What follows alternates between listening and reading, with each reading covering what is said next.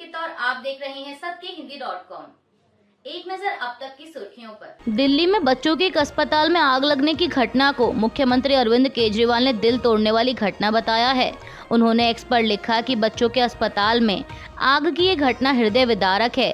इस हादसे में जिन्होंने अपने मासूम बच्चों को खोया, उनके साथ हम सब खड़े हैं। सीएम केजरीवाल ने कहा कि घटनास्थल पर सरकार और प्रशासन के अधिकारी घायलों को इलाज मुहैया करवाने में लगे हुए हैं। घटना के कारणों की जांच की जा रही है और जो भी इस लापरवाही का जिम्मेदार होगा वो बख्शा नहीं जाएगा। विवेक विहार में बच्चों के अस्पताल में आग लगने की घटना पर दिल्ली बीजेपी के अध्यक्ष वीरेंद्र सचदेवा ने आरोप लगाया है कि दिल्ली सरकार के भ्रष्ट प्रशासन की वजह से यह हादसा हुआ है। उन्होंने समाचार एजेंसी पीटीआई से कहा कि 6 बच्चे जिन्होंने अपनी आंखें भी नहीं खोलीं, वो दिल्ली सरकार के भ्रष्ट प्रशासन की भेंट चढ़ गए।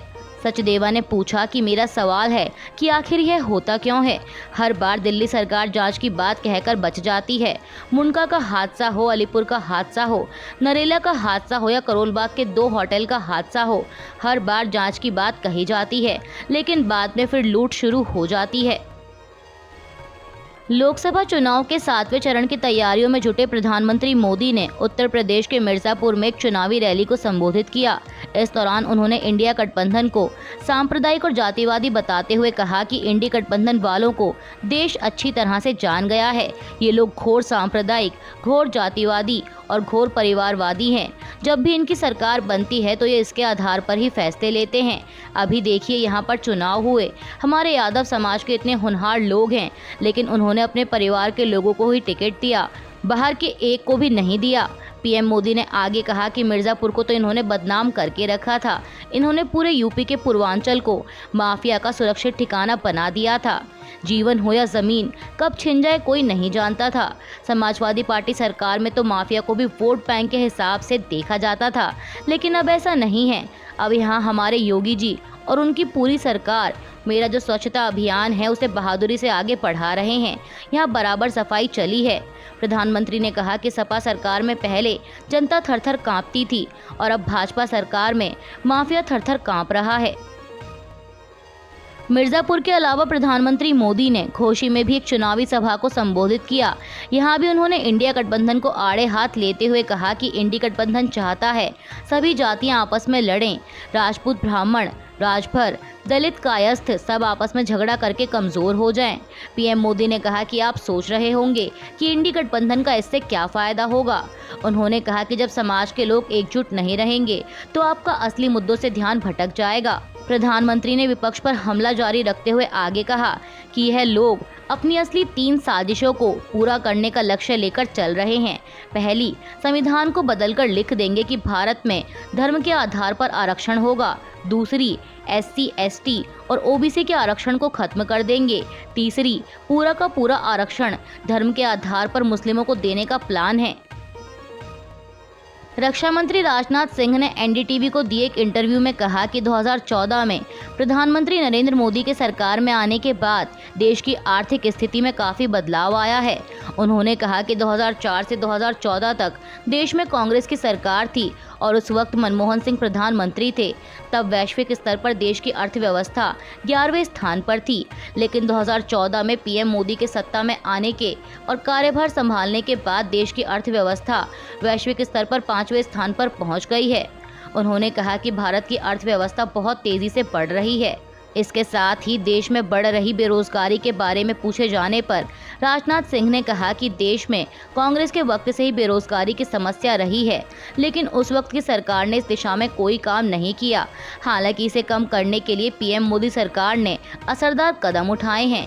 पीएम मोदी के पीएम बनने के बाद देश में बेरोजगारी कम हुई है। देश की आर्थिक स्थिति अब मजबूत हो रही है और इसे पूरी दुनिया स्वीकार कर रही है। कांग्रेस महासचिव प्रियंका गांधी ने भी चंडीगढ़ में एक चुनावी सभा को संबोधित करते हुए महंगाई के मुद्दे को लेकर मोदी सरकार पर जमकर हमला बोला। उन्होंने कहा कि आज पेट्रोल और डीजल का दाम क्या है। आज आटा, सब्जी, तेल सब कुछ महंगा है।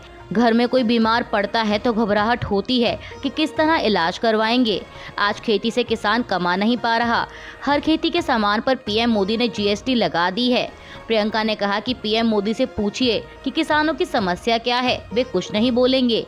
वे 10 सालों में किसी किसान के साथ खेतों में नहीं दिखे, ये पूछते हुए कि आपकी समस्या क्या है। राजकोट के गेम जोन में आग लगने की घटना पर यहां के पुलिस कमिश्नर राजू भार्गव ने बताया कि अब तक 2 लोगों को गिरफ्तार किया गया है और 6 लोगों के खिलाफ मामला दर्ज किया गया है। राजू भार्गव के मुताबिक 6 लोगों पर आईपीसी की धारा 304, 308, 336, 338 और 114 के तहत मामला दर्ज किया गया है। बता दें कि राजकोट के एक मॉल के गेम जोन में शनिवार शाम आग लगने से 27 लोगों की मौत हो गई, जिनमें बच्चे भी शामिल हैं।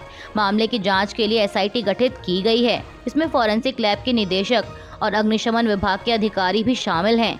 वहीं पुलिस कमिश्नर राजू भार्गव ने समाचार एजेंसी एएनआई को बताया कि 2 आरोपियों को पुलिस ने गिरफ्तार कर लिया है और क्राइम ब्रांच की टीम बाकी 4 आरोपियों को तलाशने में जुटी हुई है।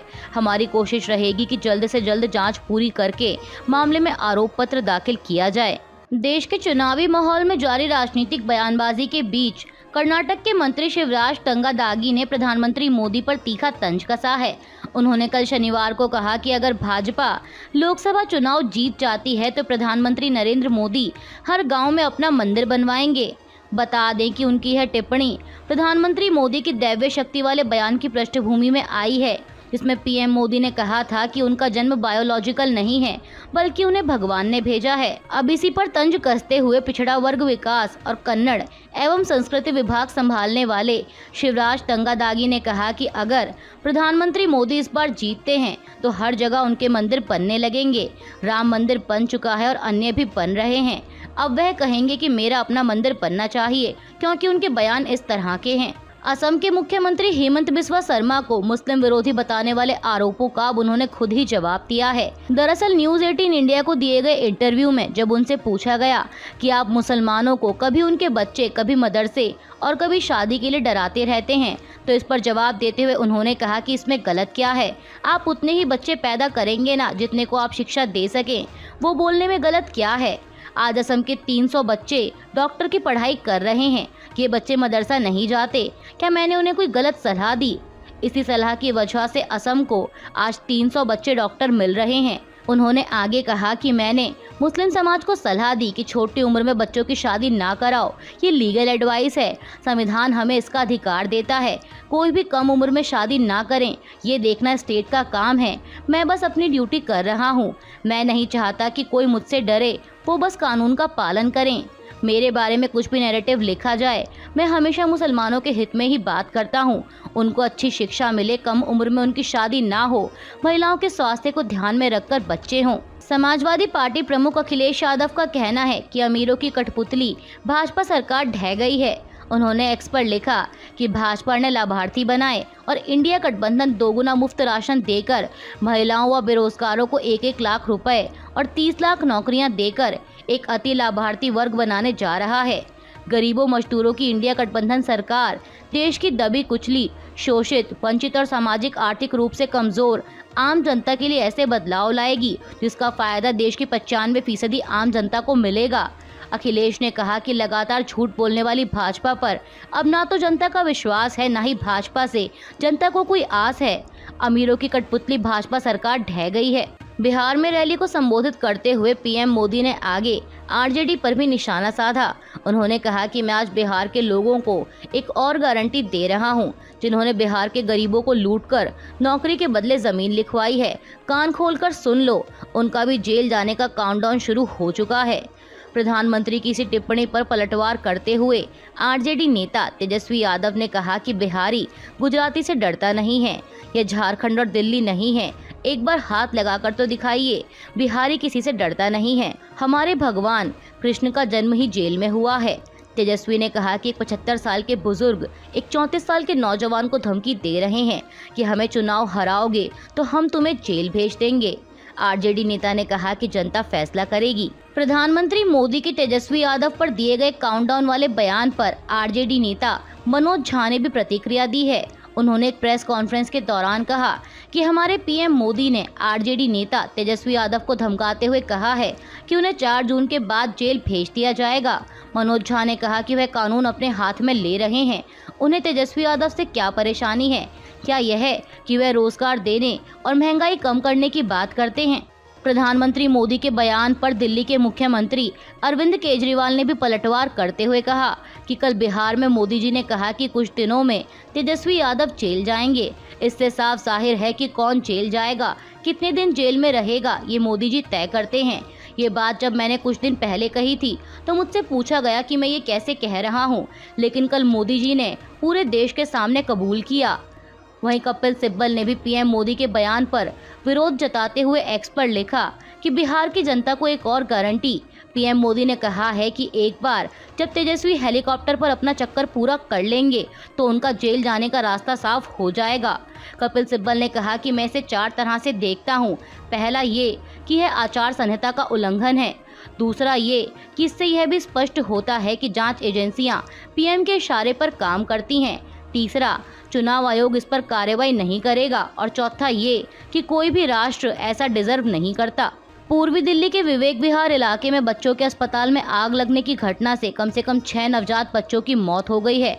दिल्ली अग्निशमन सेवा के मुताबिक रात 11:32 पर अस्पताल में आग लगने की सूचना मिली थी। फायर सर्विस के अधिकारियों के अनुसार अस्पताल से 12 बच्चों को रेस्क्यू किया गया, लेकिन इनमें से 6 की अस्पताल में इलाज के दौरान मौत हो गई और बाकी 6 बच्चों को अस्पताल में वेंटिलेटर पर रखा गया है। फायर अधिकारी राजेश अटवाल ने बताया कि आग लगने के कारण का अभी पता नहीं चल पाया है। कांग्रेस नेता राहुल गांधी कल सोमवार 27 मई को बिहार दौरे पर रहेंगे। इस दौरान वह बिहार के आरा में चुनावी सभा को संबोधित करेंगे। अब ऐसे में उनके बिहार दौरे को लेकर भाजपा नेता सैयद शाहनवाज हुसैन ने उन पर निशाना साधा है। बीजेपी नेता ने कहा कि उनकी यात्रा से उनके गठबंधन को ही नुकसान होगा। वे जहां भी जाते हैं अपने और अपनी पार्टी के लिए मुश्किलें खड़ी कर देते हैं। पिछली बार वे अमेठी गए थे और फिर रायबरेली। उनके आरा दौरे का मतलब है कि यहां से भाजपा उम्मीदवार आर.के. सिंह भारी बहुमत से जीतने जा रहे हैं। अभी के लिए बस इतना ही। बाकी की खबरों के लिए बने रहिए सबके हिंदी.com के साथ।